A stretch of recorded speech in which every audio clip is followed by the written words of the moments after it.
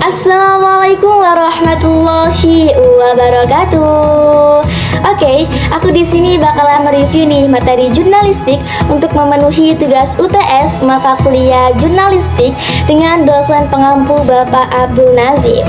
Nah, sebelumnya kenalin nih, di sini aku Nora Umiati dengan NIM 231211066. Nah, sebelum masuk ke materi, ada nih kutipan dari Pramudia Anantatur. Beliau ini seorang sastrawan kelas dunia yang dimiliki oleh Indonesia. Kutipannya adalah, orang boleh pandai setinggi langit, tapi selama tidak menulis ia akan hilang dari sejarah. Karena menulis adalah bekerja untuk keabadian. Nah, pada intinya adalah orang itu akan dikenali oleh orang lain karena berkat dari tulisannya. Nah, kalian tahu nggak sih apa itu jurnalistik? Pasti nggak tahu kan? Ya udah, aku bakal kasih tahu nih. Jurnalistik itu berasal dari kata journal, bahasa Prancis yang artinya kejadian sehari-hari ataupun surat kabar. Sedangkan menurut para ahli, kebetulan saya mengambil dari Suhendang dalam bukunya, jurnalis itu adalah bidang profesi yang mengusahakan penyajian informasi tentang kejadian ataupun kehidupan sehari-hari secara berkala dengan menggunakan sarana penerbitan yang ada.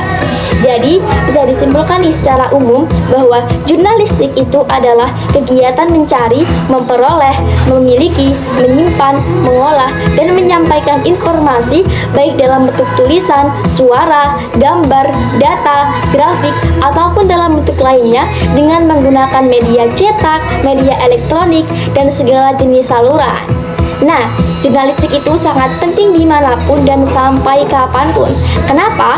Karena jurnalistik itu sangat diperlukan dalam suatu negara yang demokratif.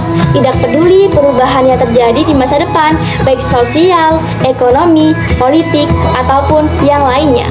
Kemudian, sejarah jurnalistik ini dimulai ketika 3000 tahun yang lalu, Fir'aun ini mengirimkan ratusan pesan kepada para perwiranya di provinsi-provinsi untuk memberitahukan apa yang terjadi di ibu kota.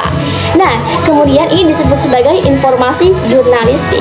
Nah, kemudian di Roma 2000 tahun yang lalu ada acara diurna yang berisi kebijakan-kebijakan harian, peraturan pemerintah yang disiarkan, informasi tentang kelahiran dan kematian yang ditempelkan di tempat-tempat umum.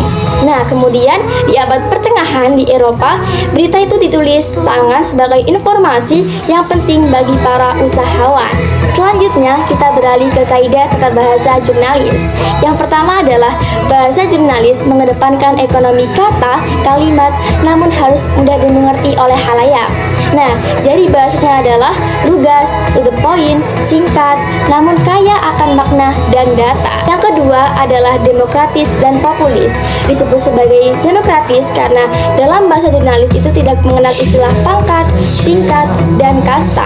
Semisal contoh nih, kata penulisan nama Ustadz Abdul Somad ditulis di awal saja.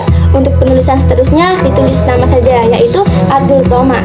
Yang kedua adalah disebut populis karena klaim yang berkaitan dengan status sosial itu dihilangkan, seperti si kaya, si miskin, si pejabat, dan si jelata. Oke, baik, kurang lebih itu review materi jurnalistik dari saya. Semoga apa yang saya sampaikan bisa bermanfaat untuk kita semua. Sekian, terima kasih.